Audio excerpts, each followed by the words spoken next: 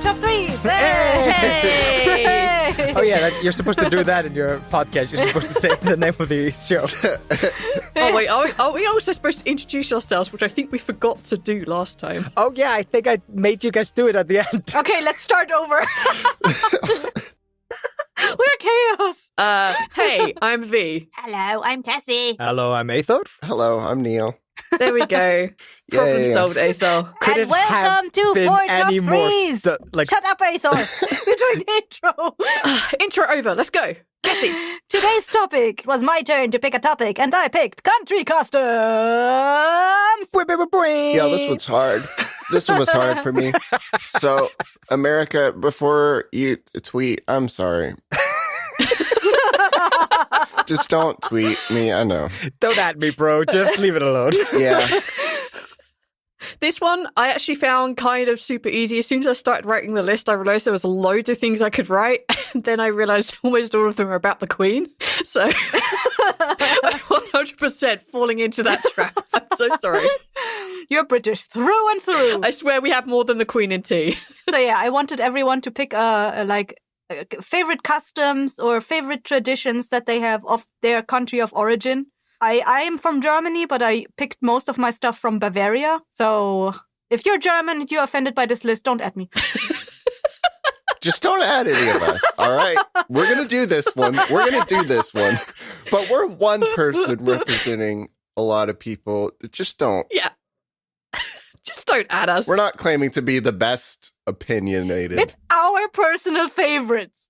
This podcast, like the sole purpose of this podcast is to get to know us as people better, Yes. not our countries.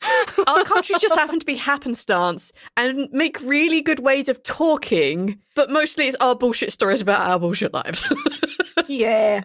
We're just trying to find topics because we run out of things to talk to each other about. Yeah. We basically, if you haven't figured out, we just want an excuse to hang out and talk about shit. Yeah. That's what this entire podcast is. All right, let's continue on with the pretense that this is actually a podcast and not us just talking to each other. Kessie, what's your third spot, first place, middle place? Pick one of your three, because I refuse to do the number system that Aethor wants. Okay. So in order, as I have written them down and as they came to me, my toppest of the list is what we call in Germany Ruhetag, which is basically every Sunday or every holiday. And that the basis of that is that, like, on those days, on Sundays and on holidays, people in your neighborhood are not allowed to make a lot of noise. Like, people don't vacuum the house or wash their cars or play loud music. It literally translates to a day of silence, and it's supposed to let everyone wind down. Shops are closed. Like the amount of buses that drive is reduced to a bare minimum. And I appreciate that so much because, like, every Sunday when I go out in the mornings to feed my bunnies, it's so silent. I can hear the birds tweeting. And every time I hear, like, a motorcycle or anything drive by, I'm like, fucker, you're supposed to stay home. You want them to get off the bike and, like, walk it. Yes! Like, you 100% would hate Britain because Sunday afternoons are when the bikers get to go out. I mean, Yeah, this is Like, it is nothing but bike noise on a Sunday. Oh, boy. That's so wild. You see, this is so wild, y'all. People follow that? People do that? The police don't have to, like, enforce that? no. Please. No, the neighbors enforce it just by giving you, like, poisonous looks when you, like, drill a hole into your wall. No one would listen to that here. People will knock on your door and be like, excuse me, do you know what day it is? If you try to drill a hole on a Sunday. It's hangover day, and I can't with this. You need to stop. That's beautiful. Oh. So it's a tradition in all of Germany, but I am in North Rhine-Westphalia now, which has the highest population density and, like, the highest amount of immigrants. So a lot of the immigrants, they don't know about this, or, like, they haven't internalized it, so they don't really follow along with that. But, like, in Bavaria, where I come from, everything is more spread out because we have more land and space there. So even if someone drills a hole into the wall, you don't really hear it because there's like, I don't know, a kilometer between each house. Fucking hell.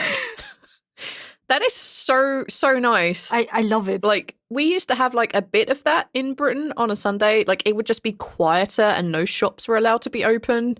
And then, fuck you, B&Q, all the shops were suddenly open on a Sunday, just a much limited time. But I remember Sundays being quiet growing up, but like that disappeared like 7 or 8. Like, can't believe y'all are still doing that. That's so nice. I would like to have a quiet rest day. Yeah. Our shops are still closed. Like there during the beginning of COVID, there was this talk because people that actually had to work in like different times now after COVID started, there was this talk of having the shops open for like a few hours on Sundays, but that they never pushed it through. People were so against that. They were like, no. Oh, they no. came home to a bunch of German poisonous looks and like, oh, ach nein, I can't do that now.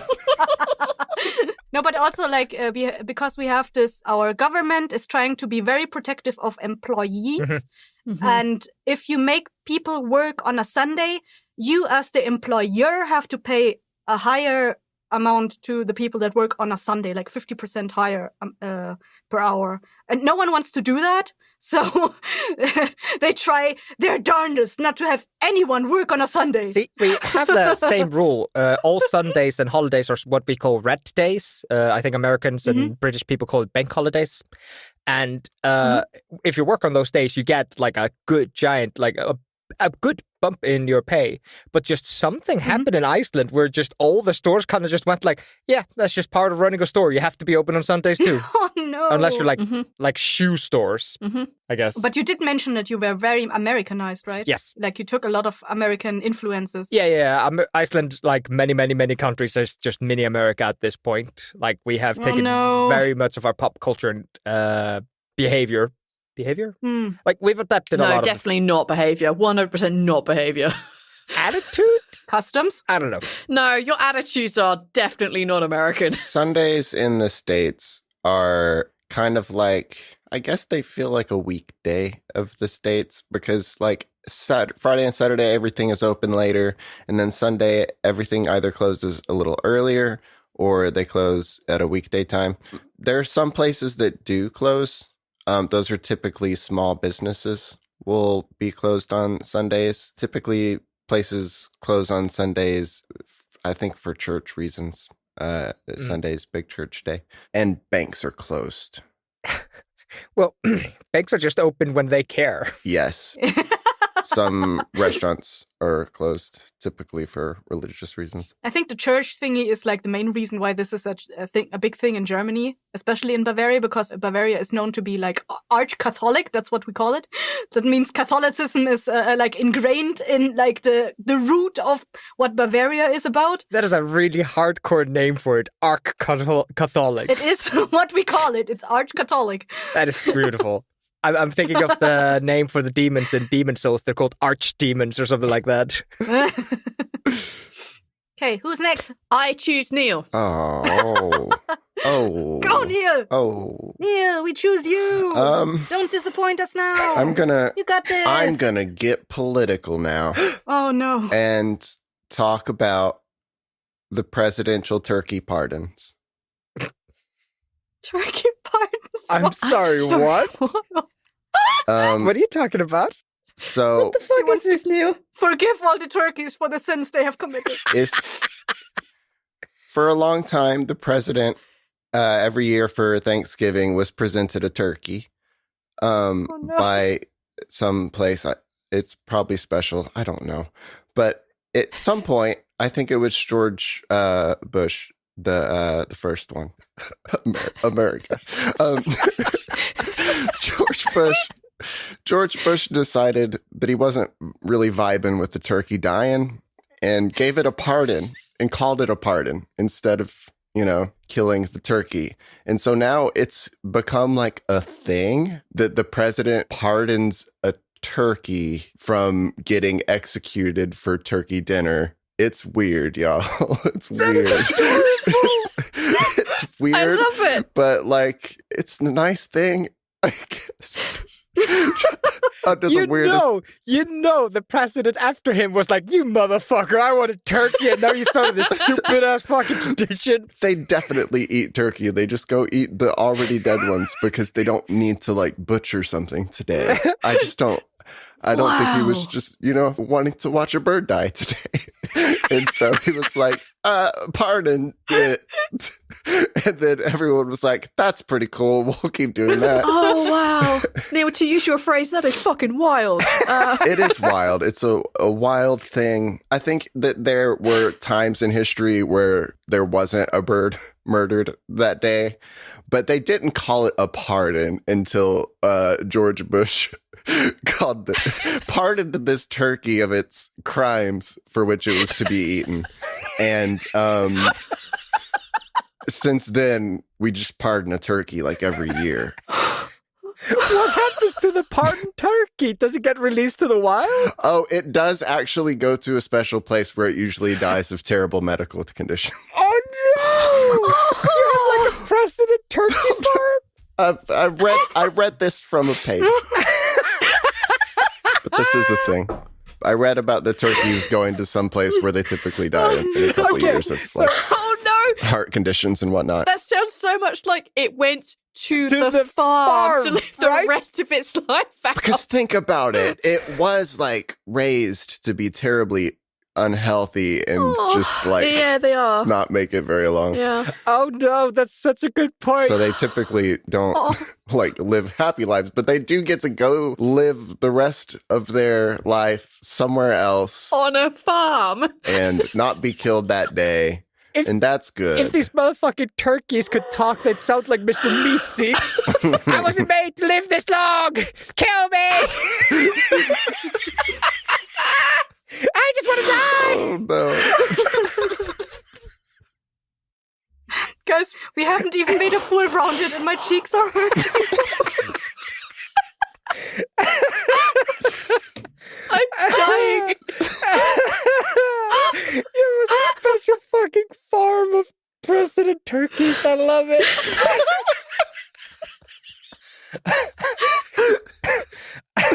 These ones have been pardoned.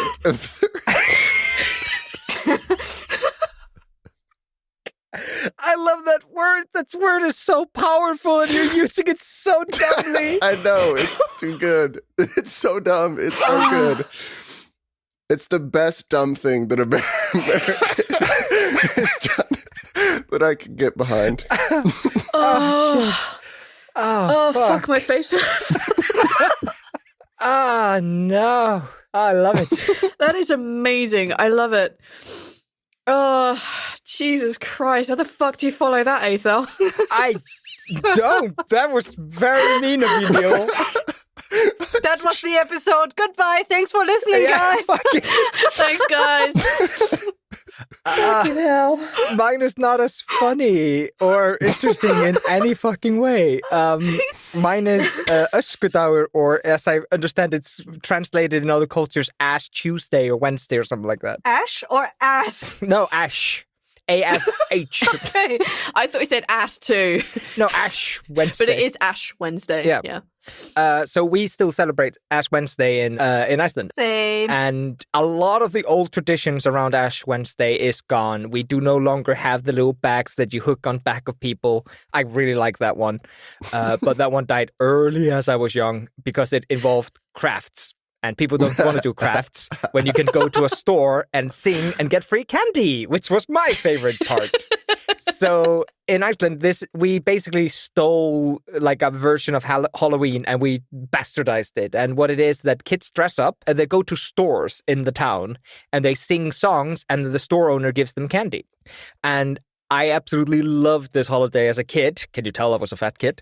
And absolutely just adored it. I thought it was so fun. And I have this one such a vivid memory where I was out, like school's cancelled. School used to be cancelled when Ash Wednesday came up. And I went out and I sung from like 8 a.m. till like 1 p.m., which was the point where kids were supposed to stop singing so the parents could actually do shit in the stores.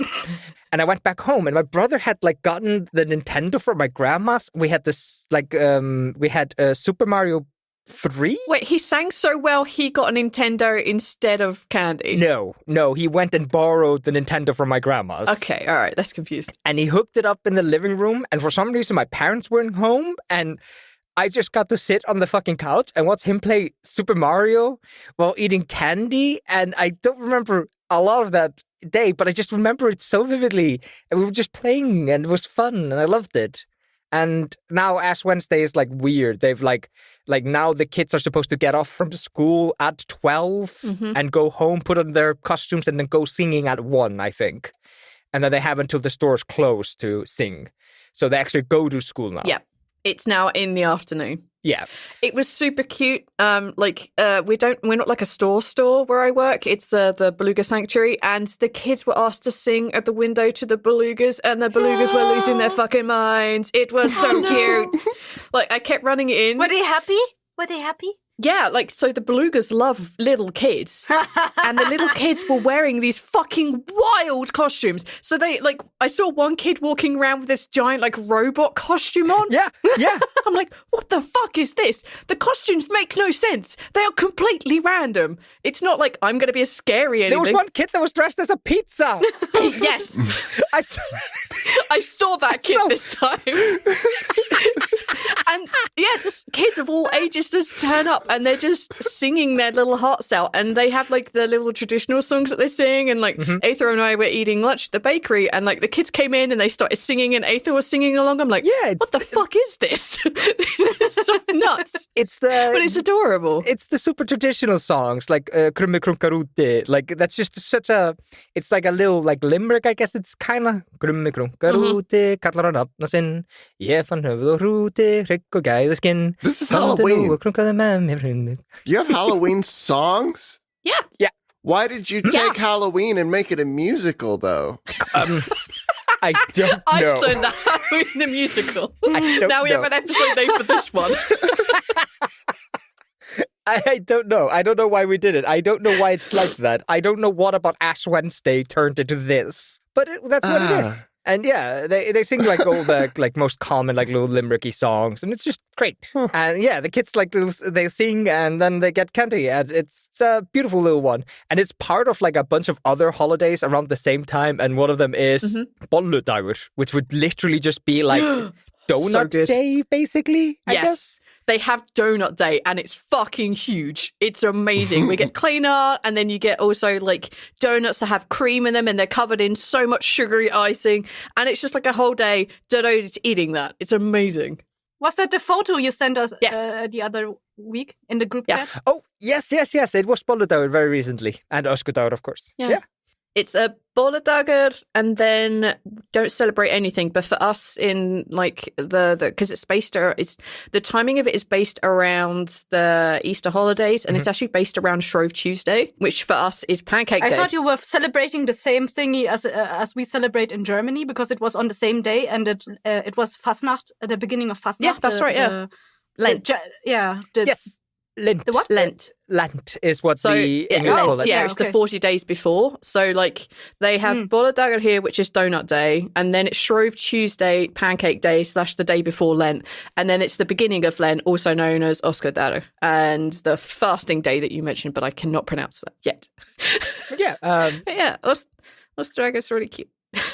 That's my third favorite country tradition that I could think of. I had a very similar thing happen the same as V when I sat down to write my thing earlier. I was like, so what are fun traditions? Wrote out 1, and then I had 10, and I was just like, oh shit, fuck, and I didn't even think hard about it. I just had 10 all of a sudden. Like, shit. One of my honourable mentions actually is Shrove Tuesday. It's the day before Lent. It's Pancake Day. And I love that day because that's the day that we didn't have to eat, because my mum like made very specific meals, and it all was basically the same. Meat, boiled potatoes or roast potatoes, and 2 types of veg.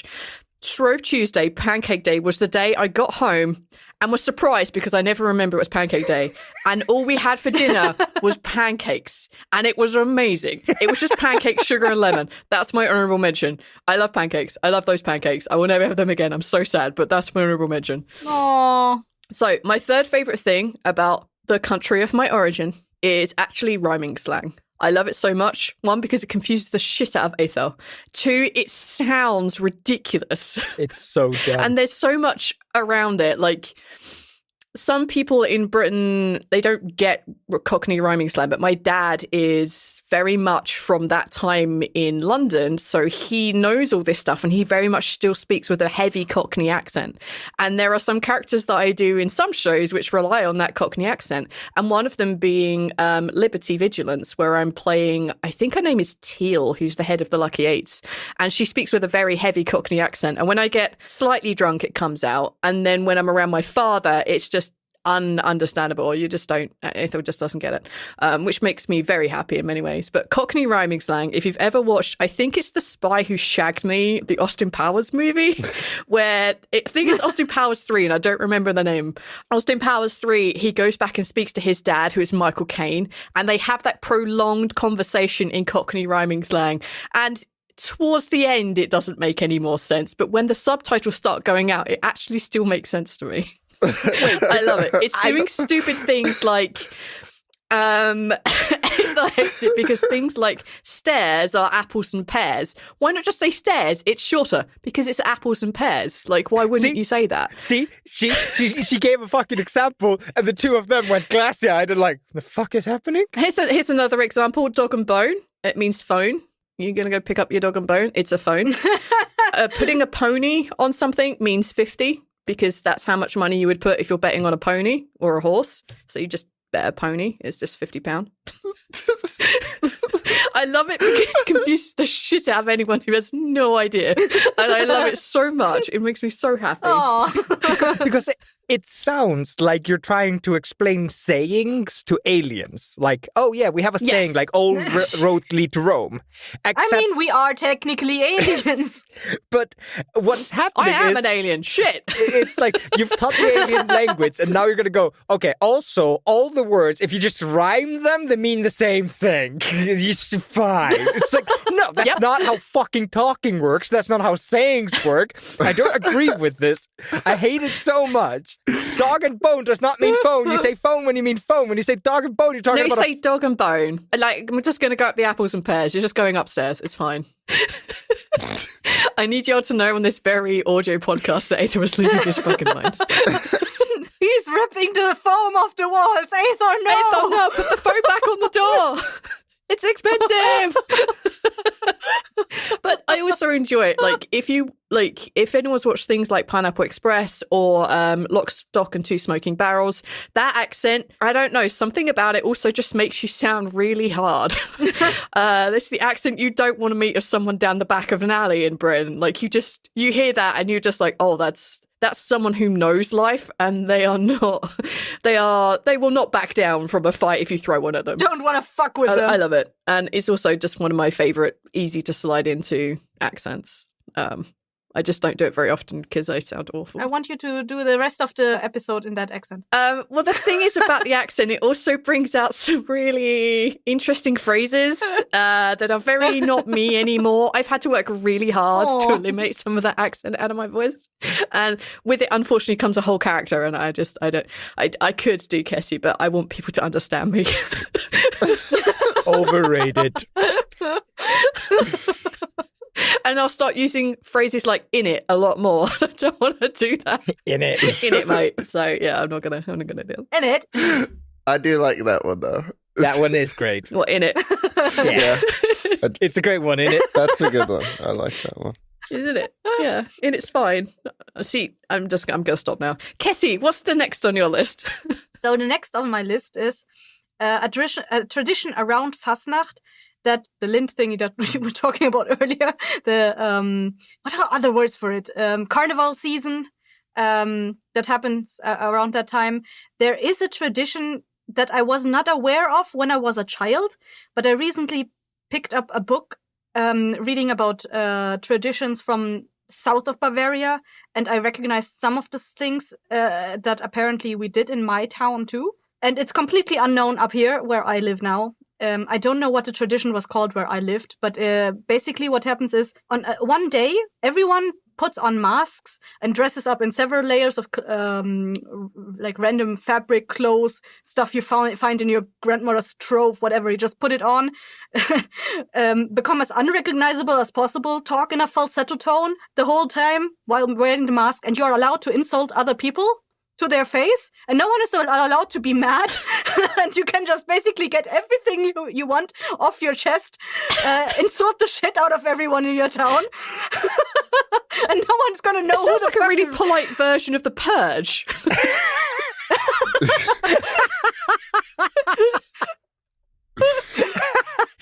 British version of the Purge. Everybody's just kind of passive aggressive, wearing colorful clothes. But like I knew that tradition was a thing. I knew that it was done. I never understood why it was done. Me neither. Because I was a child, they never did it around children. Mm-hmm. They only did it among each other. But like, if children were kind of nearby, you kind of heard that they were kind of insulting each other. Fuck you, Karen. But it had to be in a falsetto tone, so no one could recognize your voice because everyone was wearing a mask. What does falsetto tone mean? Like a very false tone, very high, so no one can understand who the fuck you are. Yeah, just pretending to be like a team mascot or whatever the fuck. Like, yeah, pretending to be a Care Bear. Mickey Mouse. All right, that is pretty fucking brilliant. I like it. That's really cool. And it was always fun to go through the street on that day because everyone was just walking around talking like this. Hello, people! So they would walk around the town with the kids like that, but only insult other adults, so the kids wouldn't know what the game was. No, the kids were also supposed to dress up, so no one knew who the fuck was on the street. Oh, God. No, it's definitely sounding more and more like the Purge. You can't walk around with your own gremlin not wearing like a mask, otherwise people know it's your gremlin. That's true. Yes. That's true. Or you could go pretend to babysit and then. Now, one thing you failed to mention is that you do have to use blankets that your like house guests won't recognize. No, I did say you just raid your grandmother's trove and you put on layers and layers and layers on top of each other. So you frame your grandmother. Oh. That wasn't me. That was my grandmother's blanket. I can't believe Nan said those things. I can't believe. Do Germans have like a cute word for grandma? Oma. Oma. Actually, speaking about that, like we call our grandmothers Oma. And I used to have a Turkish kid in my class. His name was Omar. It's pronounced Ömer. But my mom, since she didn't understand, like she didn't know how to pronounce the Ö, she didn't understand it. She always called him Oma. And I was like, why is his name Grandma? What? I don't understand. I'm going to be that cute misunderstanding old lady here in Iceland. People tell me their names half the time and I'm like, I don't know the difference between that and another thing. And then I will find out, no, people are sometimes just named after things here in Iceland. Like Dagur. Like, I thought it was a name. And then, oh no, apparently it's also day. And that's just how it is. I'm going to be that unfortunate old lady, I think. Oh, that's really cute. That's such a nice tradition. I like it. I like being able to go around and insult people and not know it's me. Although, to be fair, a lot of people have heard my random voices, so I don't think I'll be able to get away with it. You just have to talk really high. That's something you don't do on the podcast. No, that voice is specifically saved when I'm around you and Tanya. Oh, I think you use it for the guy that's not Trevor, the other one. It is Trevor. Oh, yeah, Trevor, okay. Yeah, Trevor and Titus. Well, I don't really know if you're talking about the right thing or not. Titus is my friend. Yeah. Okay, yeah. Someone let me do that at least once. Shit. Oh, blimey. All right. Neil, you're next. Neil. Oh, I have to do another one now? Shit. Yeah. You already blew out your best one. You set the bar really high with Turkey Day. Turkey Day pardons. Just did the first one. How about Halloween, huh? It seems like y'all like that one. It is good. It is good. We do it different. It is a musical in Iceland. We don't... You guys do it wrong. We don't sing. It's not enough singing in your Halloween. You just knock on strangers' doors. And when they answer, you say trick or treat. And then they shoot you. They either give you candy or shoot you. Castle Doctrine, bitch! No!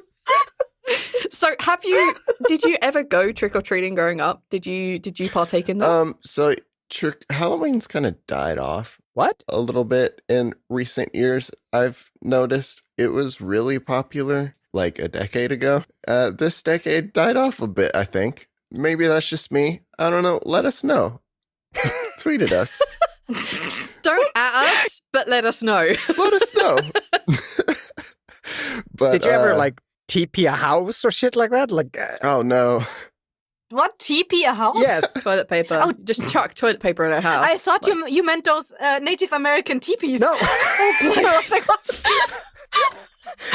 I don't even know what signal that's sending, but I am on it. Oh no. Okay.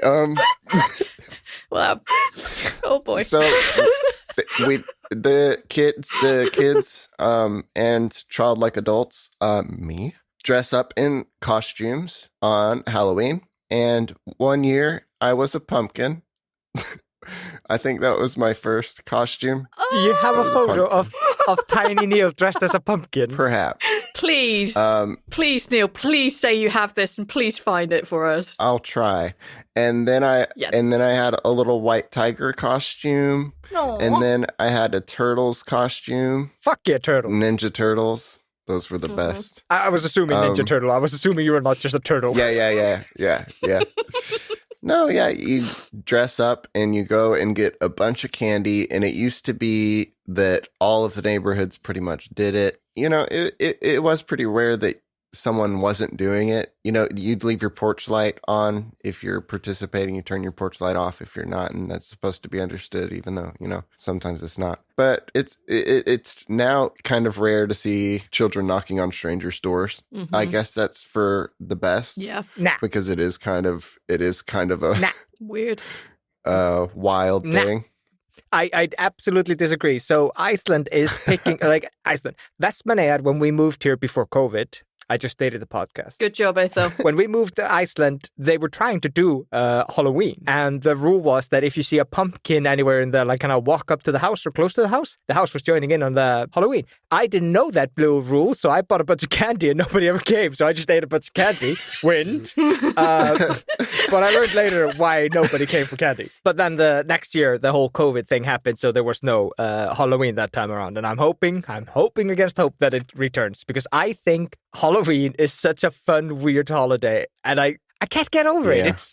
It's just kids running around being hyper as shit, eating candy and dressed up in costumes. More costume holiday. Our street, where I used to live here in Texas, used to be a pretty big spot on Halloween. It was like a long street of houses that I guess gave a lot of candy because there was so much damn traffic, just like stopped traffic for hours on this little neighborhood road. Ridiculous. How many houses would you go to on average? Like, that's something I've never gotten a feel for. I mean, basically, it's just how big the neighborhood is where you want to walk, you know? A lot of people drive their cars, hop out of their cars. That's why there's traffic. They do the opposite of tailgating, where they jump out of their car instead of, you know, going to a parked car. That's what it is nowadays. But it used to be more walking, I seem to remember.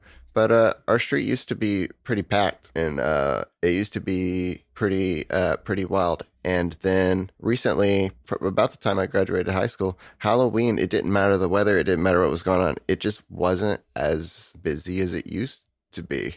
It started dying off sooner. People aren't staying out as late. Well, it is super weird to go to someone's house that you don't know and ask them for candy. Yeah. Like, that is super weird.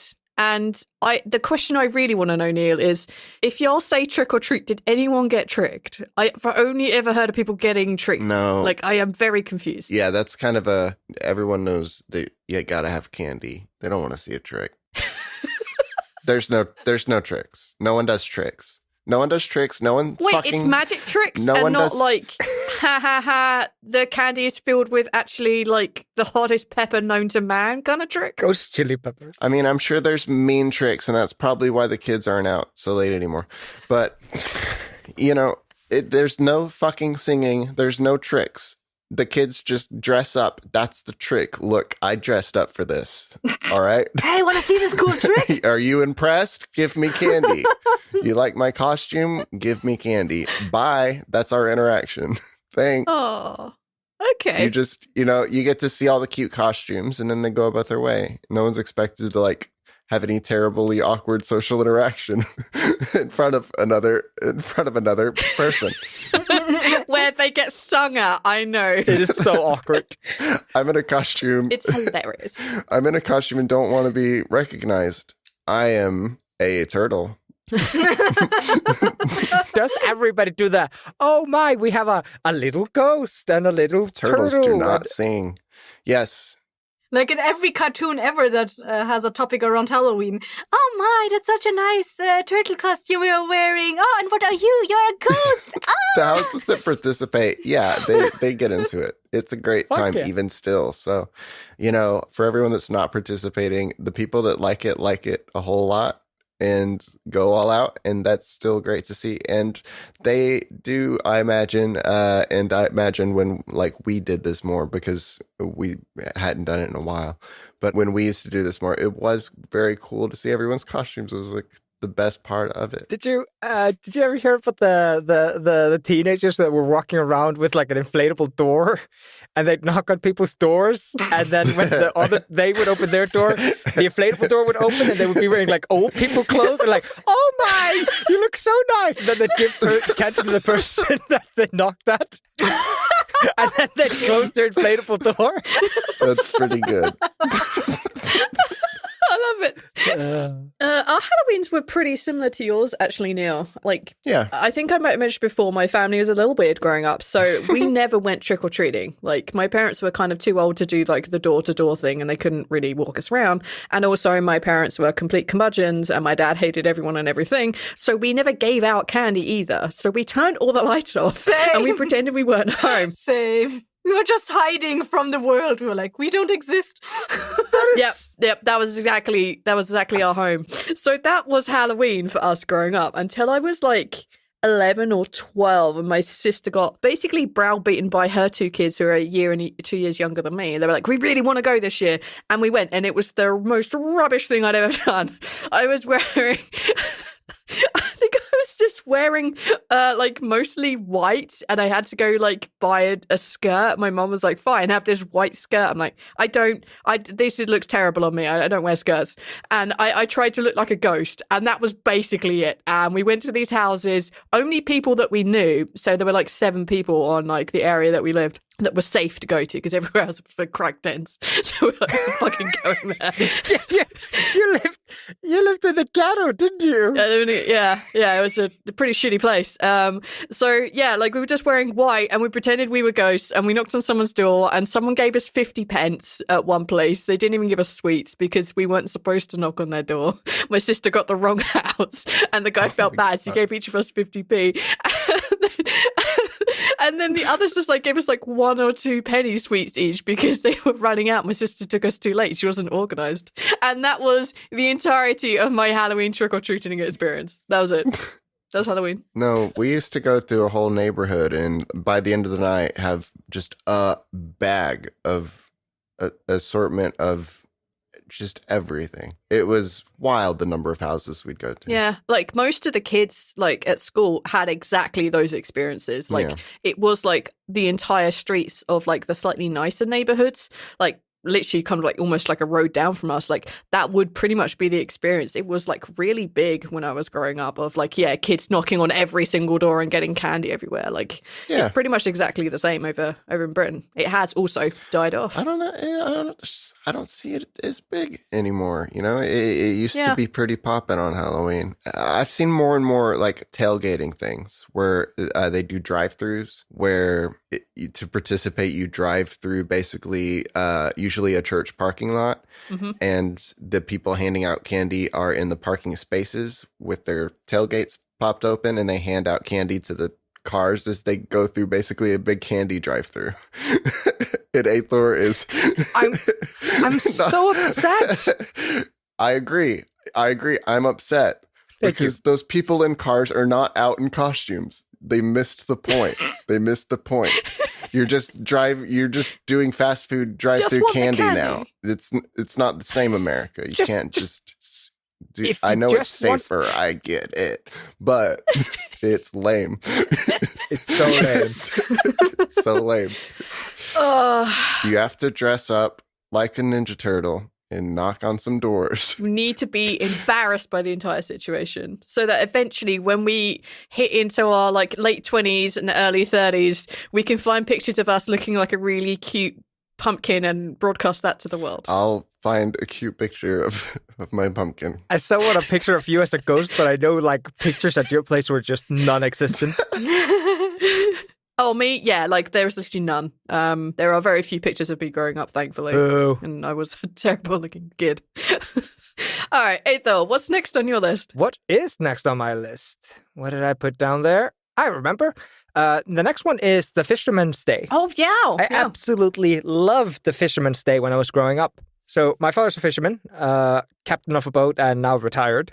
And my brother's now a fisherman, captain of a boat. And I completely and utterly failed to follow that family tradition. But I absolutely loved the Fisherman Day.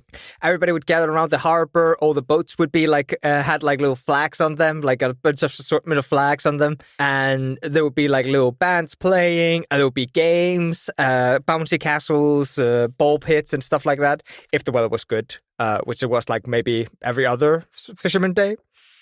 And I remember the thing I liked the most about the Fisherman's Day was the games. So they used to put like a wooden beam across the harbor where it is like very shallow and not shallow, very like short between. And then people would walk onto the beams and push each other off. And that was a very, very fun game, and I always wanted to participate, but I was too young. Oh, no. And by the time I was old enough to actually participate, they realized that anybody who fell into the harbor was horribly sick the next day, even if they didn't go out drinking. So they realized, like, maybe this, like, oil-stricken, like, dead bird-infested harbor isn't a great place to push people into. Ugh. Fuck no. So they got those, like, kind of sideshow attraction kind of thing where they have, like a wooden beam across, like, two pillars and then a bunch of soft shit underneath it, and that replaced it. And it was just nowhere in the ballpark of the, like, excitement of seeing somebody fall into the harbor. It was so good. And we used to have like a building crane that would like be lifted up and people would like bungee jump off the building crane into the harbor, and like they'd have like a little rope on like a stretchy rope. They jump off it. It was great. I fucking love that thing. I know I'm not going to be able to say anything more about it because that's the extent of my memories about it, but I remember loving it. Was that day just in Vestmannaeyjar, or was it like in all of Iceland? It thing? is like a day, kind of like husband day and wife day, husband day and Mother's Day, and like that kind of thing is like, Yeah. I think that's like a thing in English. No, we do not have husband day. Oh, really? No. Fuck the husbands. We do not have husband day. We also don't have wife day, if that's what also you're going to say. Yeah, same. No, you have Mother's Day, sorry. But we do have Mother's Yeah. Day. Yeah. We have Bóndadagur and Mæðradagur, which is basically the man of the house and the mom day. That's basically the bóndafrosting of those words. But the Fisherman Day is kind of like a cross-country recognized, but only the harbor towns really celebrate it, which is 95% of the towns. I was just going to say, do you even have towns inland? But you have places like Hafnarfjörður, Reykjavík, Kópavogur, where there's not going to be big celebrations about that. And it is one of those, like, it's very similar to the Halloween thing. It has been, like, slowing down and getting smaller as the years go on. As the magic of the world seeps out and we're being blanketed in a dark, dreary reality of the world. Wow. Well, to make this happy podcast. No, I'm sad. I just realized we ended two I'm crying. like cultural things on, and it's dying. I was just like, oh boy. Well, I feel real bad because my number 2 slot is funeral customs in Britain. I'm sorry, what? So, my mum was of the older generation. So she grew up with some very traditional views. And some of our funeral customs are basically based around Like, it's not even if someone in your family has suffered a loss, it's if someone on your street has suffered a loss. And it includes things like my mom was very traditional, and on a day of the funeral of someone in the street, if we related to them or friends or not, she would always cover every single mirror in the house, which made me happy because I fucking hate mirrors. But she would cover every single mirror in the house because she believed that if souls saw themselves as they were leaving or departing this world, they may get trapped here. So she covered every single mirror. And she also strangely closed all the curtains in the house if it wasn't to do with us, because we shouldn't be looking at somebody else whilst they are grieving.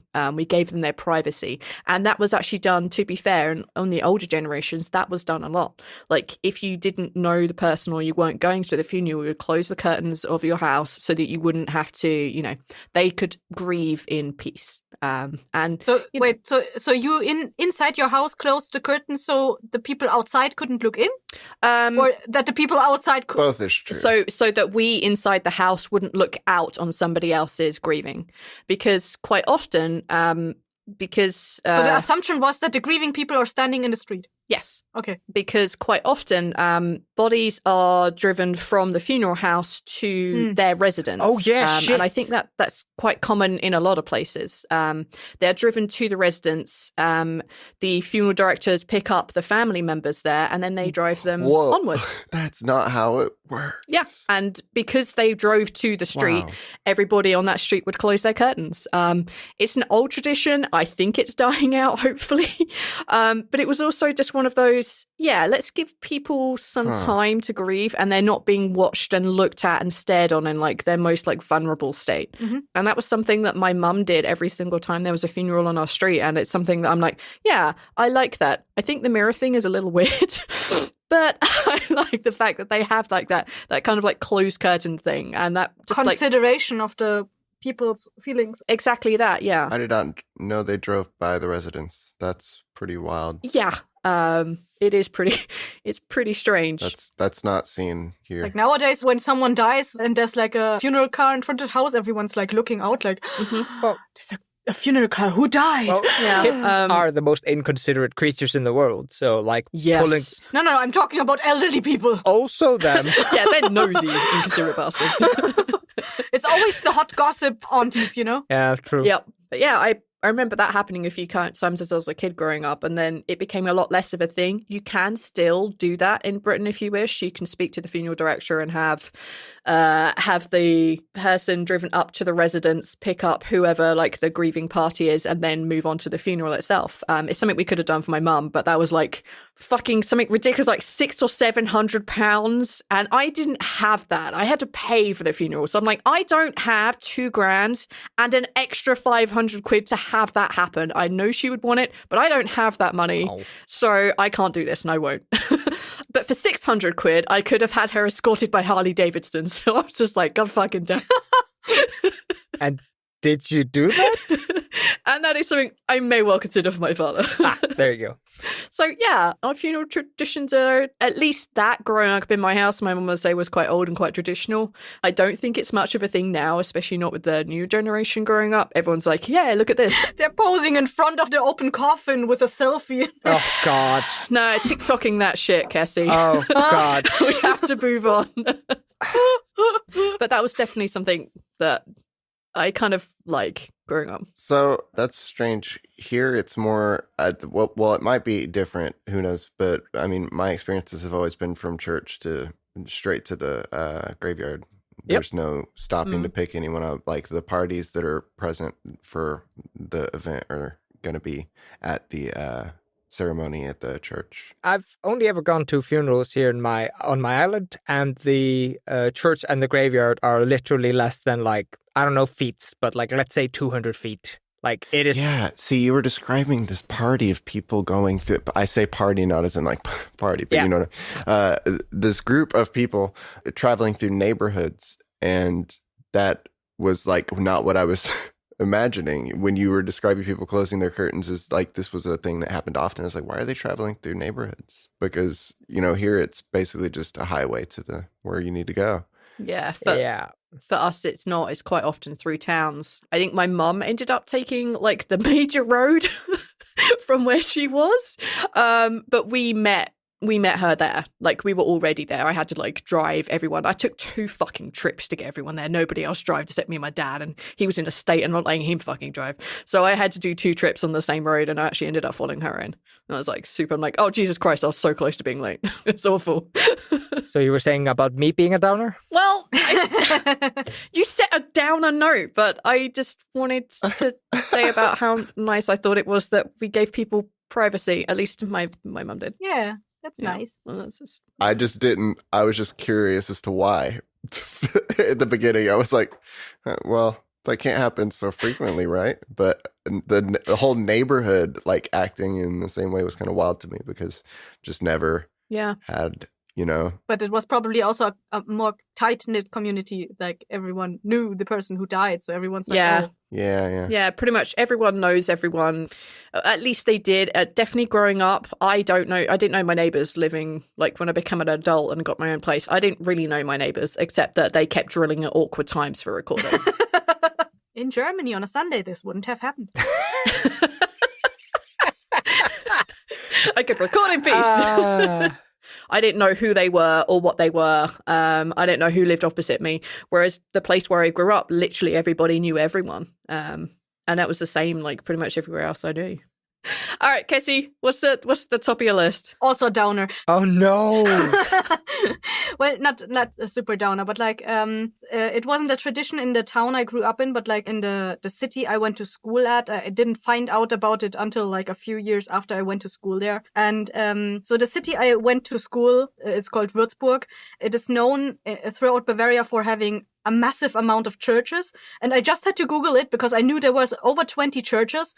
But I wanted to know the exact amount. It's actually 60 churches that we have in the town.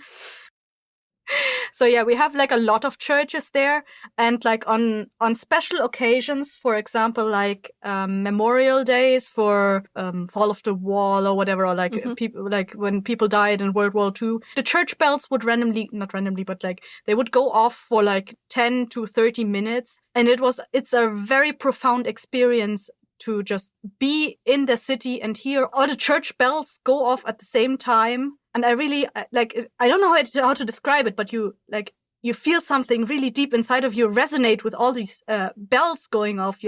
I personally didn't feel anything for like the people that fell or whatever. I don't know. I feel nothing. I'm not a very empathetic person, as I mentioned before. But like something inside of that, like it resonates within you, all the churches, all the bells going off. And like, we have this big thing with the bells. And I really, really love that. It felt like they were communicating with each other.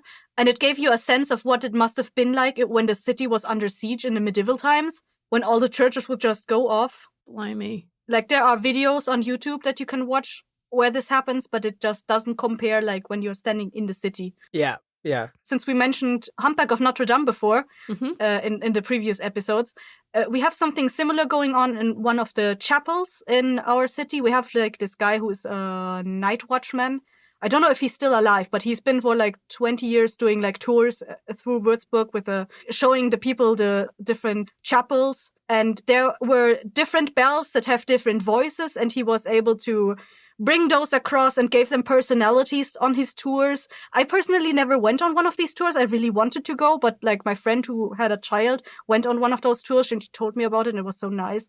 And like, I love the fact that they gave personalities to the bells based on the voices. Yeah, like the bells having voices and the bells having names is also a really common thing in Britain. Like, it just is. Like, to be fair, if you're standing, and I've been this, actually, funny enough, here in Iceland, we went to the weddings. If you are under a bell when it is going off, holy crap, there is something that you just can't really explain away, that it's just somewhere just above like your heart area. Yeah. And it probably might just be reverberations and vibrations. But there is generally feels like there's something extra weird going on when church bells go off. And I think like having 60 go off at once. That's just 60 churches, and one of them has over 20 bells. Oh, okay. All right. Wow. So, like, with the people, like, was there like a tradition of like going quiet when the bells would go off, or would most people just go about their day? In school, it was traditionally a moment of silence. kind of thingy. Mhm. We couldn't really actually do any lessons during that time because it was so fucking loud. So most of the time we just sat there and enjoyed the peace and quiet. The non-school time, yeah. I wasn't personally ever on the street when that happened, but I do know that a lot of people, like the cars, they just stood still for a while. Like people would just stand around at the crossroads, at the signal lights, and just stand there. That is, I can understand why. Is that like your number one top spot? Because holy crap, that is a good one. It's definitely up there. And I never experienced that before coming to that school. And the first time I experienced that was in that school during class. It was a very profound experience. I think one time we actually went to that church that had the 20 bells during that time. Yeah, like a school trip thing. I went to a nun school, like a school led by nuns. It was a cloister school. So yeah, we went to churches the whole time. Like every time something happened, something Christian stuff happened, we went there. Okay, I just learned something about Cassie. Went to a fucking cloister. Okay. Our nuns were more open about sexuality and stuff than a lot of people that I know. So you went to a wild nun school. It was amazing. We had amazing nuns. Well, that's super nice. I'm sorry, I might be stuck on this imagery for a while. Along with the fact that there is also a church with 20 bells. I've never been to a place like that. I think the most that I've been to here in Britain is probably 3 or 4. 20 bells. And Kessie went to a nun school. I might not be off that for a while, Kessie. It was not only a nun school, it was also a girls' school. So we had a lot of lesbians going on there. And the nuns were supportive of that. That's good. There you go. I appreciate. All right, Neil, top that. Oh, no. Did you go to a cloister? No. Why not, though? Went to public school. Aww. So, There's nothing but public schools in Iceland, so... yeah, that's true. What do y'all want to talk about? What do you want to talk about, Neil? Y'all want to talk about Black Friday? The most American of American traditions. Groundhog's Day? All right, Neil. So when Kessie first suggested this in our Discord chat, you went supersizing. I do kind of like supersizing drinks. I do like how big drinks have gotten. And when I researched weird American traditions, just in case you would stumble, it was number 3. Yeah, no, it's a legit thing. Yeah. I drink a whole lot of soda, a whole lot of it. And when I have a meal, there's just not enough soda. So what's the solution to that? More soda. And guess what? Super common. It's great. I have to say, when I went to America, for me, it was genuinely the portion sizes and the size of the drink, because they were always fucking huge. I was like, oh, I just want just a nice burger and fries, and I'll have some soda with it. No, like that's enough to feed like 2 people. What the fuck? Do you remember when we went to that, I think it was a Popeyes? Oh, yeah. Yeah. Oh, my God. We didn't even We finish. couldn't. Between 3 of us. I didn't touch the chicken thingies because I was already a vegetarian at the time. I tried eating all those little bread thingies. Yeah, like hash browns or something. I don't know what the fuck they were. Oh, they were called biscuits, right? Which completely blows my mind. Yeah, it's basically Not a biscuit. mashed potatoes like forced into a form and deep fried. Was it a mashed potato? I thought it was a bread. I might be misremembering. Neil's losing his shit. I remember going there because we got these giant ass fucking drinks, and I go up there, and I haven't been in America for a very, very long time. Like I've been to America once before, and like many years before that.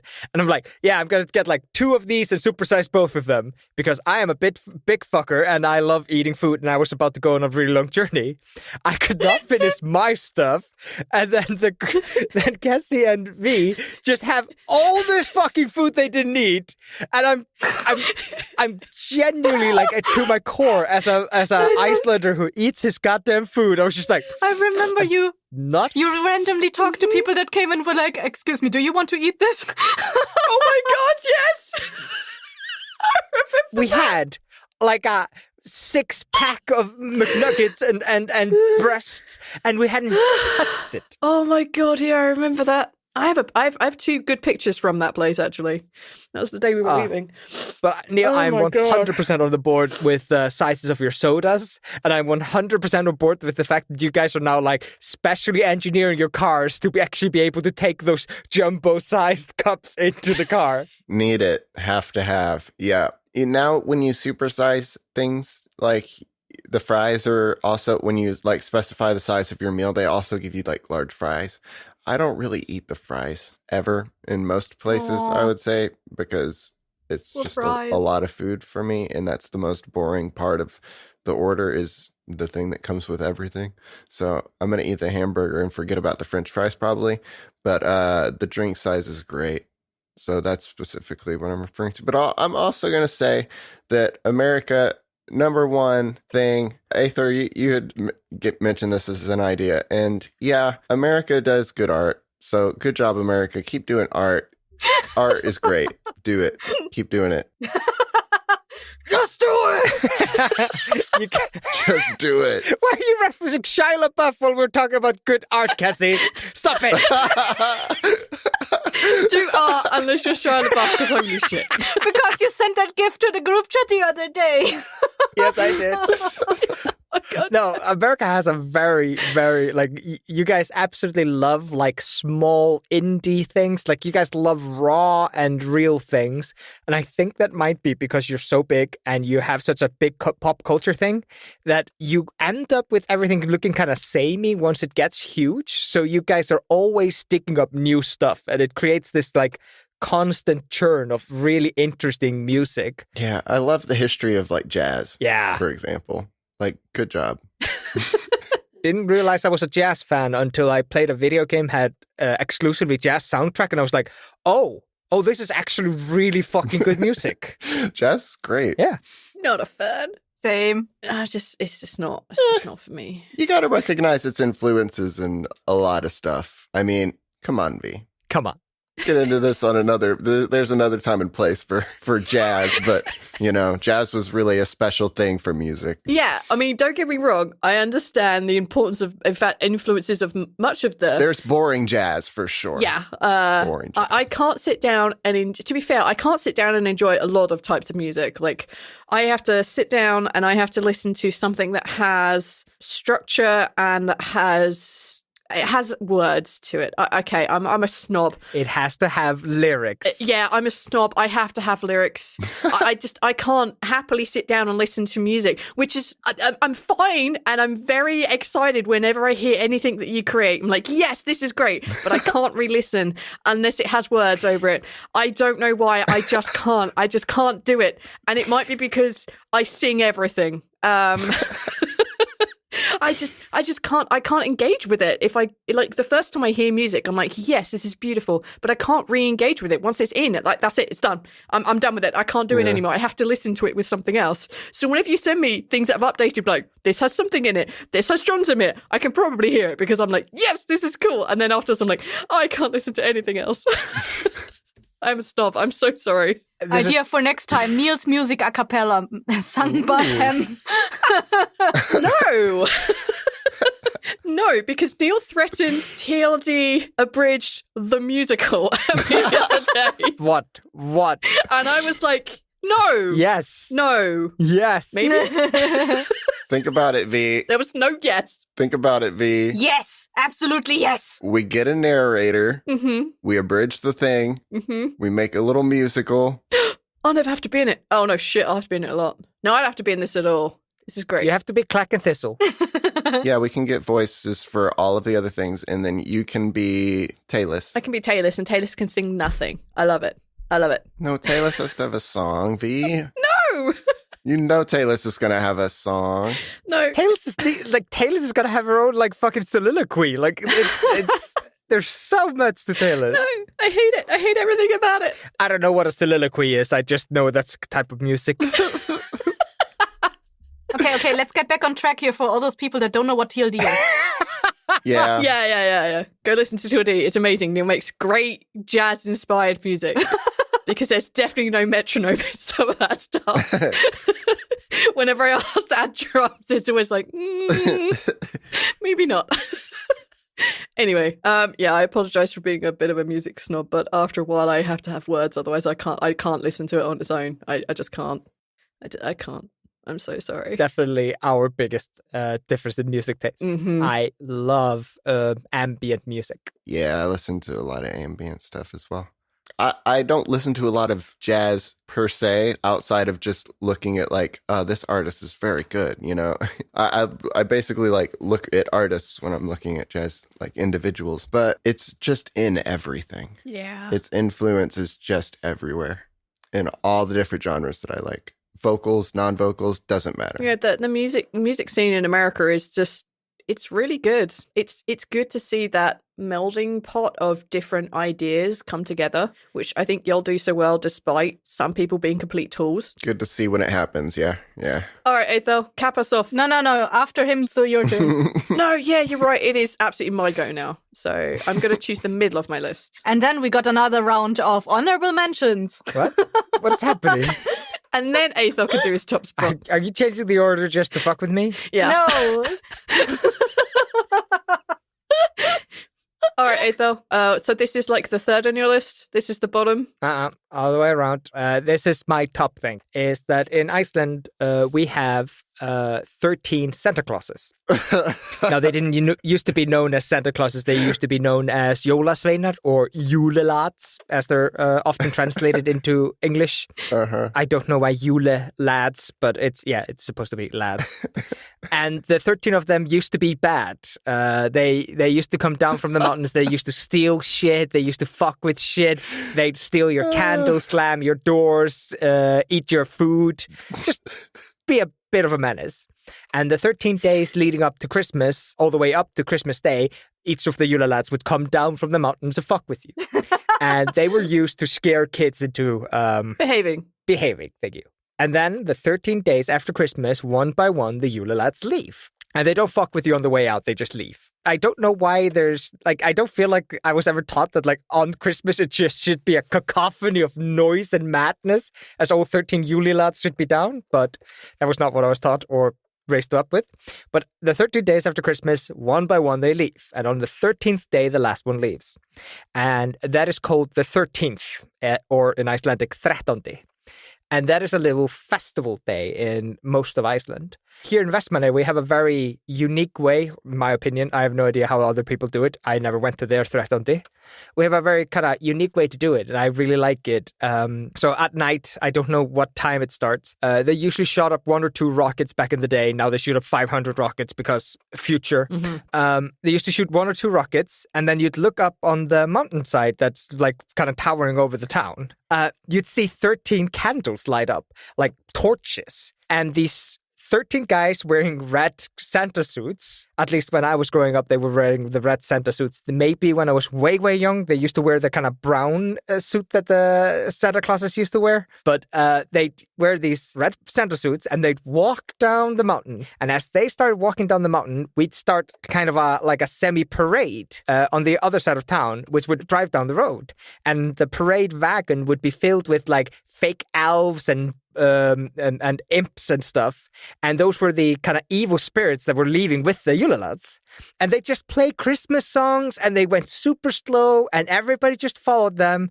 And then they'd meet the Julelads at the big gravel football field, and they'd circle around a big ass fucking bonfire, and the fire team would be there, and they would cordon off the entire area to push all the kids back because the kids want to get really close to the giant bonfire.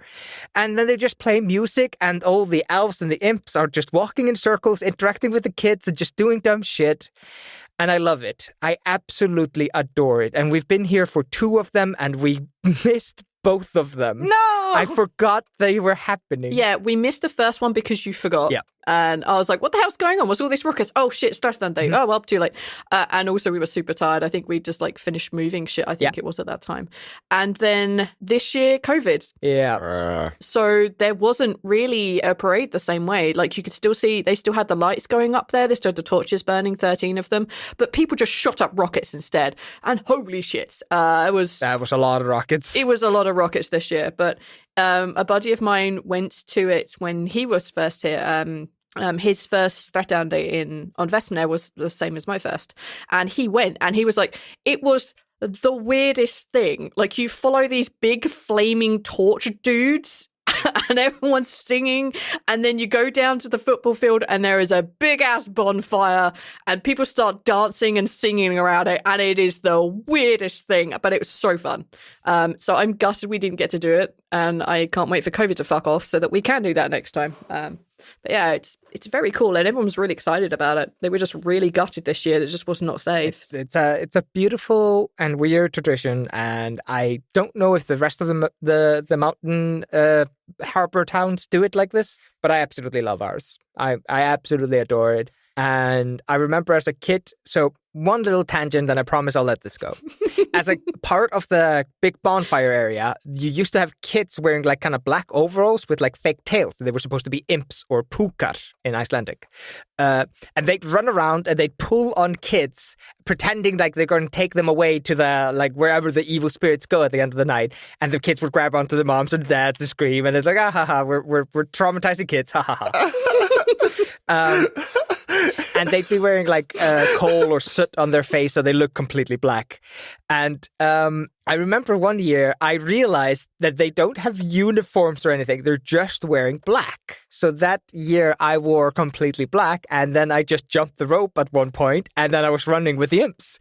And it was fucking amazing, and I loved it. I have no idea who coordinates or organizes the imps, but I was running with the motherfuckers, pretending to pull kids into... Also stealing children. Yeah! You have to steal children. That's exactly how an imp would do it, Aethel. Oh, yeah, good point. Yeah. No, and like I just have so many fond memories of that. We used to always stay at my grandma's and wait until the parade went right past her door. Actually, we used to stay at my great-grandma's until she had to move out. She got old, couldn't keep the house herself. So we went to my other grandma's, her daughter, and we used to wait until the parade went past her window, and then we joined the parade. It's so cute. I'm sorry, I'm now lost in memories. Aww. Who's next? No, you're allowed to be lost in memories. So there were 13 Yule lads. I think I need to continue explaining Christmas, to be honest. It's so unreal, at least compared to Britain. So there are 13 days leading up to Christmas where you get little gifts, or you have to give things every day. Otherwise, your lads will come do something weird at you. I don't really remember. And I remember there's someone called Grilla who's like a cat mum, and she'll eat all the kids. I don't really remember. Christmas Eve, i.e. The 24th of December, is actually Christmas Day in Iceland, and there are 2 bank holidays on Christmas Day and the day after, i.e. the 25th and the 26th. Yep. But Christmas isn't actually really celebrated until 6 p.m. where all the bells on the island go off, and then it's Christmas, which is just fucking what? So you can't open your presents until at least after 6 p.m, and that just it makes me sad, because we always opened our Christmas presents first thing on the 25th so we could play with our presents. And then, yeah, you have 13 days afterwards of just chilling out and watching the Yule lads leave. I felt, because one of my honourable mentions, because it's not from my home country, actually is the 6 p.m. thing on Christmas Eve or Christmas Day here in Iceland, because I think it's cute. There's 6 o'clock, the bells go off, everybody gets up, yells "Gleðileg." I'm so sorry, that was terrible. At each other, which basically means Happy Christmas, and then they hug each other. Aww. And it's beautiful. It's so nice. Whereas in Britain we have 3 p.m. on Christmas Day, we get to listen to the Queen rattle on for half an hour. And that's basically it. So I wanted to honourable mention that. So that was my way of getting there. That is adorable. Yes, on 6 p.m. the bells ring and you're supposed to go Gleðileg, and then you kiss everybody you love, and it's amazing. Everybody you love. Everybody you love. Yeah. That is in the house. Everybody in the area, everybody gets kisses, which I'm still kind of uncomfortable with people being like hugging me and kissing me, especially. I'm like, I'm not with that. So COVID this year was beautiful for me because I got to not do that. I just got to be like, hey, Gleðileg once, and everybody knew what I was talking about. I one correction on the Yule lads things. It is like every day the Yule lads come down from the mountain. The kid is, if he behaves and he puts his shoe in the window, the Yule lad will leave a little trinket or a toy in the shoe. And that's the tradition. I'd forgotten the shoe thing. And then you put your foot on it, and then you crush the toy, and you break your foot. Oh. No, it's in your window. You get the trinket out first. The Yule-lad's not sneaking it into your fucking shoe at the door. Like, no, you put your shoe in the window, and the Yule-lad will put little trinkets or toys in the thing. And if you were misbehaving, he'd usually leave a letter proclaiming his omnipotence of everything you do, and telling you how bad you've been, and that you're not getting a trinket this time. Very much stolen from the American Santa, I think. But that's our Yule-lads. So, wait, instead of like a lump of coal as symbolizing the bad thing that to tell a kid like you've been bad, you get coal to threaten that, you actually leave the child a note of how much of a shit the child has been in their shoe. You give him a fucking list. Hey, this is exactly why. So, I don't know how other parents do it. That's a little more mean than just symbolizing your shit with lump of coal. It's personal. Wow, this is a list of all the things Jeremy hates me for. I wonder who Santa is. I don't know how other parents do it because I grew up in my house. But so the coal thing was always a thing I heard, but I never heard any kid actually experience. It was always, so if coal is going, you get a coal in your shoe. But by the time I'm growing up, coal is non-existent in Iceland except in summer for grilling. And that's it. Okay. Otherwise, coal just doesn't exist because we have thermal energy to heat our houses. And we don't grill in winter because it's cold as shit in winter. Yeah, instead you all use gas. Yow, smetlugas. You have barbecues in the middle of winter. It's so nice. What the fuck? Anyway, so my final entry, other than my honorable mentions, which I have done almost all of, is actually about the Queen. I am British. I need to bring her up properly at least once. But it isn't the Queen's speech at 3 p.m. on a Sunday because, on a Christmas Day, because I frankly hated those. I did not enjoy those as a kid growing up because my mum would make us shut up for half an hour and my dad would make my brother stand and salute. It was fucking weird as shit. My parents are really old school. Salute the Queen, Pete. Salute the Queen. No. It was only while the national anthem was going off, and then we could sit down and we had to shut up and listen to the Queen's speech. Anyway, it doesn't really matter. It is about the Queen. So in Britain, whenever our Parliament basically resets once a year, this is now the beginning of Parliament, the Queen is supposed to go down to the Houses of Parliament and deliver a speech, which basically outlines what the Prime Minister's plan for the year is. My yearly agenda as presented by the Queen. There's a whole thing about Parliament and the Queen. I'm not going to get into that. So she goes down to the Houses of Parliament, which are made up of the Houses of Commons and the House of Lords. And she goes to the House of Commons because she's supposed to deliver the speech to the Ministers of Parliament. And she goes there and they tell her basically to fuck off. And then she has to go to the House of Lords to deliver the speech because she's not allowed by law and tradition into the House of Commons, because way back in today, the monarchy had a lot more control over the laws of the land. And after the British public went, screw you, your majesties, they were no really allowed in the Houses of Commons because the people made the laws and not the monarchy. So she basically goes down there. She goes to the House of Lords. She sends someone who is actually called the Black Rod. And the Black Rod will knock on the doors to the House of Commons 3 times, and then they'll slam the door in his face. So he has to go back to the Queen, say that she has been denied entry, and then she'll deliver the speech, which basically outlines what the goals of the Parliament is going to be for the year. And then she leaves. And then everybody gets to vote in the House of Lords on whether they accept the agenda of what the Queen has just delivered. And if they don't accept the agenda, we have to call another election and she has to do it again. Has the agenda been denied recently? No, it hasn't. I don't think it actually has ever been denied, so far as I know, but it's been something we're doing for 300 years. It's been a while that we've been doing this. So yeah, it's one of my favourite traditions is basically someone slamming the door in the face of the Queen. in a very pompous, traditional, ceremonial manner. So it was one of my favourite things. I was watching this speech one year because I was a bit more into politics back then. I was trying to be a decent human being and then realised that this is my favourite part of politics and everything else can go to hell. So You like the wrestling part of politics. Yes. I like the Queen has arrived. She sends someone to knock upon the doors of Parliament. They basically tell him to fuck off and she has to go sit in Lords.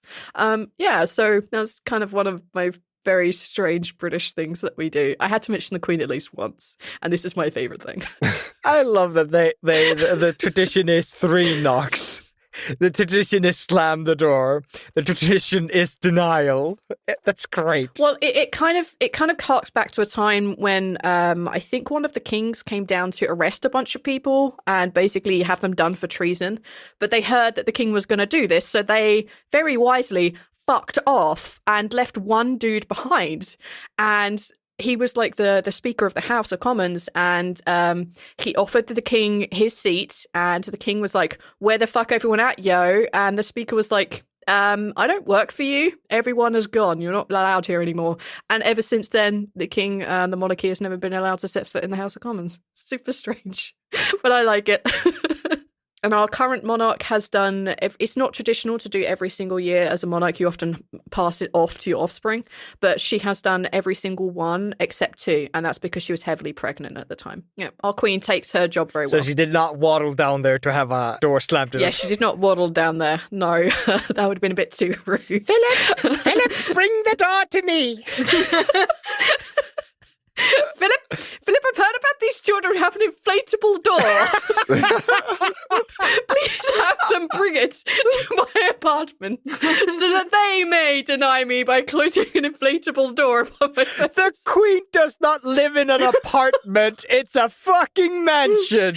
She lives in a palace, actually. I was just going to say, isn't it a palace? Palace. This time, we'll close the door on them. Ha-ha. Philip, bring the door. I'm going to fuck with the Parliament guy. All right, Philip, slam it now. Oh. All right. That's it from me. That's great. That's fucking great. All right. Does anyone have any honorable mentions? I think I did all of mine. I actually do have one. Did you want to do yours first, Cassie? Yeah, go for it. I have 2 actually. So one I can just pull off really quickly. That's the TÜV. That is something no one wants to go to, but everyone has to go to. It's like the inspection of the car every 2 years. And Wait, wait, what? It's just car inspection, but they call it the TÜV. We call it the TÜV. Everyone hates it. Everyone has to go to it every 2 years to get the car inspected. And everyone usually has to pay like 2K to get the car across the TÜV. What? In repairs. Okay, that makes more sense. I thought that was the paper price. I was like, what? No, the paper price is only like 70. Okay, yeah, that's close to what it is in Iceland. I feel like it makes the streets a lot safer every time I'm like anywhere outside of like in the US or the Philippines. I feel like when I'm on a vehicle, I'm like, this thing is gonna fall apart any second now. I might just ready to start the countdown now. Yep. So Iceland has the same thing. Every year, if a car is like 6 years older, every year it has to come in for a check. And when I heard it wasn't like that in other countries, it was like the time when I heard that Americans wear their shoes inside. It was just baffling that this is a thing. Yeah. How do you even operate in that country? Crazy people. It's actually it's the same thing in Britain. Every year you have to take your car for what we call an MOT, which is like motor something test. I don't remember. Which basically just is the car fit for purpose, and it won't crash and kill you. That's basically the entire thing.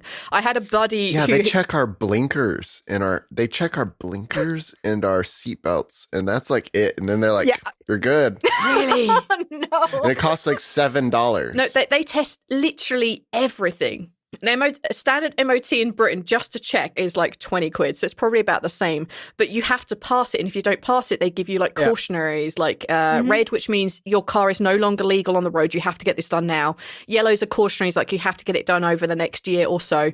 You don't actually have to. You don't. Most people don't. And then you have greens, which is like, it's completely fine. I had a buddy whose MOT broke down to rust on wheel arch, rust on exhaust pipe, rust on handles, rust on engine block. And one of his cautionaries was rust. So they'd broken it down across the entirety of his vehicle, and then also went, rust, like just as they were advisories. He could still legally drive this car. It blew my mind. Throw the whole fucking car away. After that, he did, however, take it to the scrapyard. We have the same thing. We have red, yellow, and pass.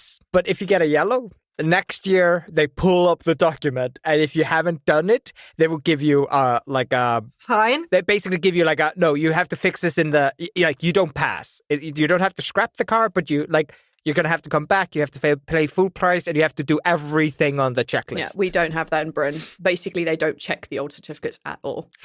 Nobody gives a shit. I've been learning a lot about British paperwork, and it genuinely sounds like you guys are still running around in wooden boats. They also drive on the wrong side of the road, so... Yeah. You guys have to fix that. You'll drive on the wrong side of the road. No, we drive on the right side. We don't carry swords anymore. We don't need to drive on the wrong side of the street. Fair. You said you had 2 honourable mentions. Yeah. Aether, yeah. Do you want to go first in between? Yeah, sure, I'll bring it up. Or was that also your honourable mention? No. Squadron is not my honourable mention, you lunatic. How very British of you.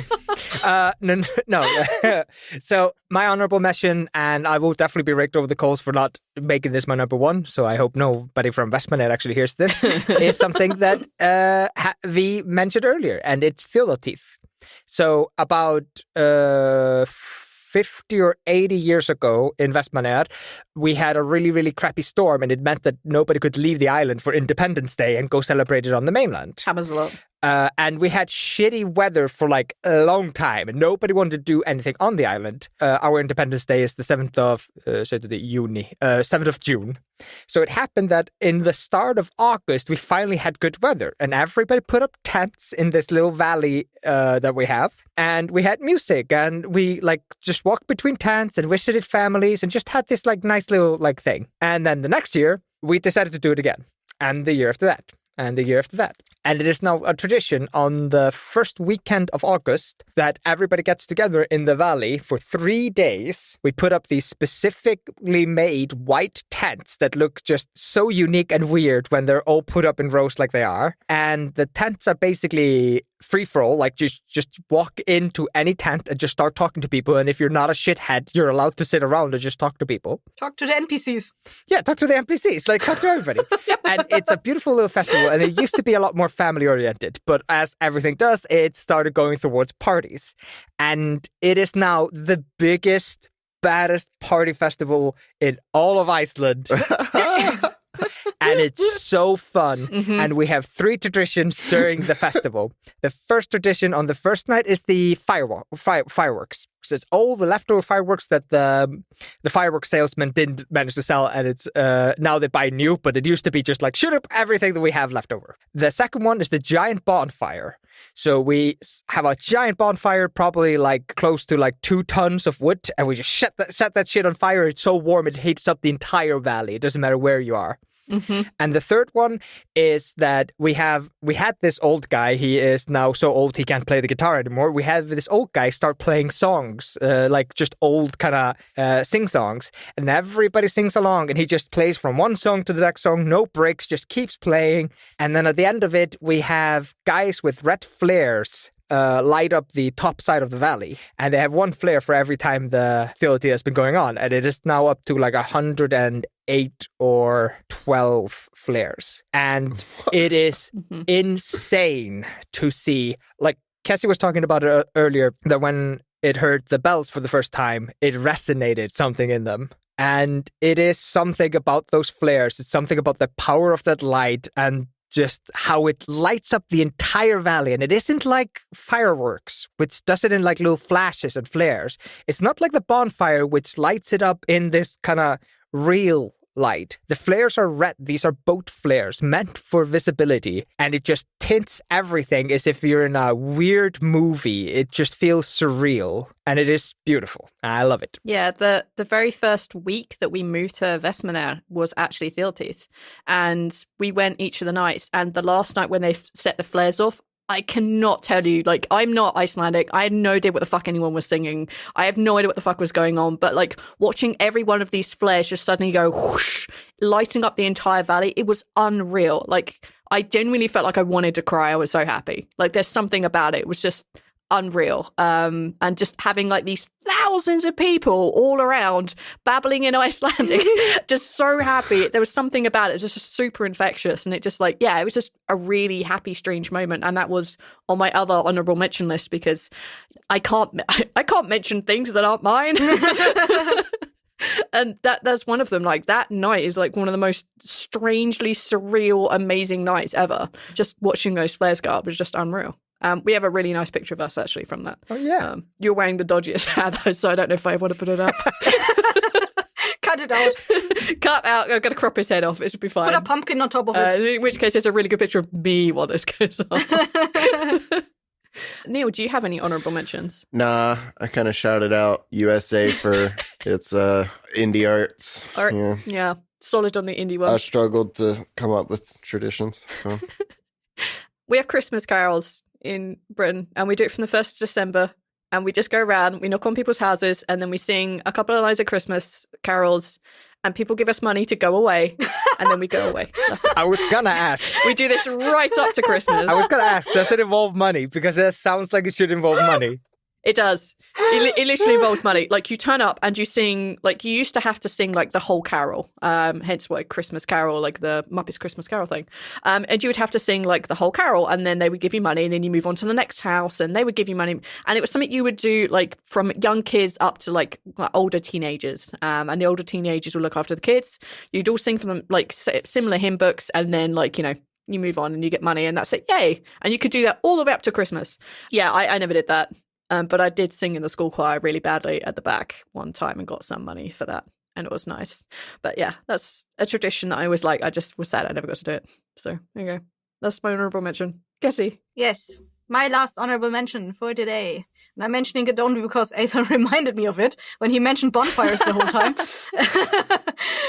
What did I mention? You mentioned bonfires. Bonfires. Ah, yeah. In Germany, we have this. It's not a widely known tradition, but it's like a thing that some people know about, and like it's called Walpurgisnacht. It's like in on the night from the 30th April or 31st April. I don't know how many days April has. 30. Yeah, okay, 30 to the 1st of May. Like in that night, that is called Walpurgisnacht, and that is the night of witches. Ah. I personally never went to it because traditionally people go to a mountain called the Brocken, which is known as the Witches' Mountain, and they celebrate Walpurgisnacht there. And it has like the roots in, I think it's Imbolc. No, it's not Imbolc. Beltane, sorry. Beltane. Imbolc. No, Beltane. Yeah, Beltane Yeah. is like May 1st. I think it's like the wedding facility one. It's that very day. It's the day of celebrating nature coming back to life, celebrating fertility. So some people dance naked around the fires and stuff like that. And I don't know if they still do that. I never went there, as I said. That's why it's only on my honorable mentions. But I would love to go there, and I love that the tradition is still there. And if this was happening in the medieval times, they would get burned there. A little bit. Yeah. Yeah. But like neo-Wiccans still go there, as far as I heard, and like I've seen pictures of people that still celebrate it there. It's like there's like a big celebration there going on with lots of bonfires, and like everyone dresses in like, I don't know, scantily, and like nature pagans, you know, the way you would imagine druids, like put some sticks and antlers into your hair, like that kind of stuff. And they celebrate it with fire and rituals and stuff. And I really like that they're still doing that up there. Like it's in the rest of Germany also celebrates that very day, but they call it Tanzen in Mai, which means dancing into May, around an Easter fire. But to me, that has like no meaning. I like it's all rooted in the same tradition of Walpurgisnacht, but everyone's just bastardizing it to like get an excuse to sit around a bonfire and drink alcohol. And to me, that's not what Walpurgisnacht is about, so I refuse to acknowledge those. Them? No. I'm going to say I'll take any excuse to drink around a bonfire, so I get where they're coming from. But dancing naked around a bonfire sounds like it requires the first part to be drinking at a bonfire. Just going to say, I'm just going to put that out there. But to be fair, also doing anything naked in Iceland is a risk. No. It's fucking cold. Yeah, well, they only do it in like on that very night because it's when nature wakes up and it's like the nights are getting warmer, and you can actually do that again. Yeah. You can do that for 1 week in July, and that's it. And it has to be that good year with the sun. Yeah. Can't be a shit year like last year or the year like 3 years ago. Last honorable mention, just because I want to get it in there, 1st of April, April Fools.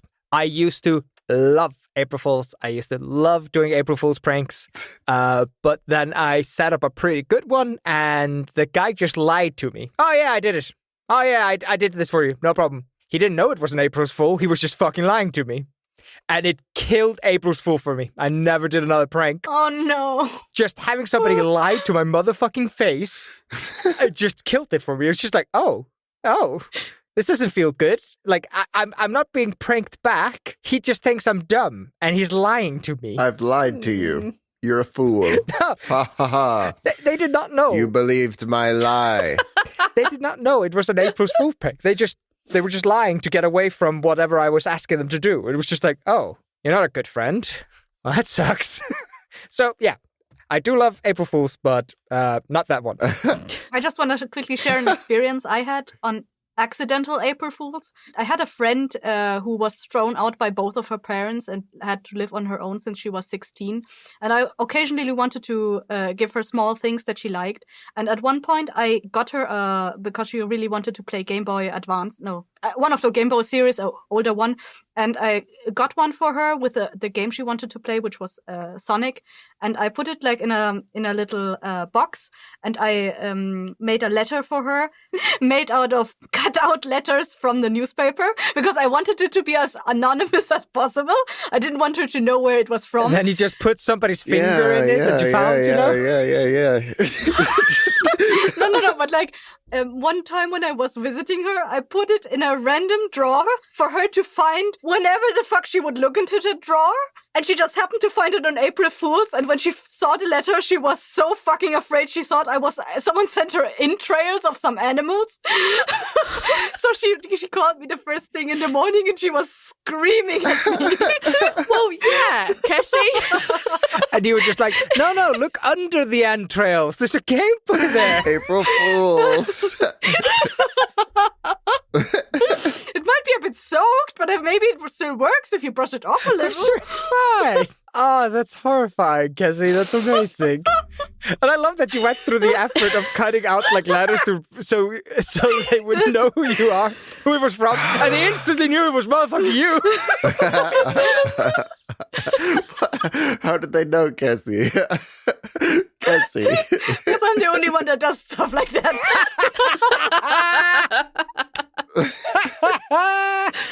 Oh, that's very fair.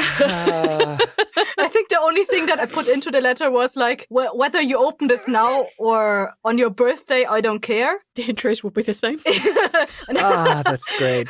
That's fucking fantastic. Oh my gosh. Wowzers. Okay. This has been an episode. You have to randomly choose who gets to pick next one. Okay. I think it should be Neil because he hasn't had one yet. We could adhere to the dice. Yeah. Let's assign Neil 1, 2, 3, and 4. It's up to you. Yeah. You just want to randomly roll? Okay, I'll randomly roll. Oh, that's a 4. So that's going to be Neil. Fee, I don't believe you. Look again. I can roll again if you like. Hang on, let me roll again. So let's make Neil 3, because that's third in the alphabet. Let's do that. Fee. Oh, look, it's a 3, so it's Neil. Fee, no. So I heard you waited for the dice to actually hit the table this time before you started saying the Yeah, I did, yeah. I actually played it right this time.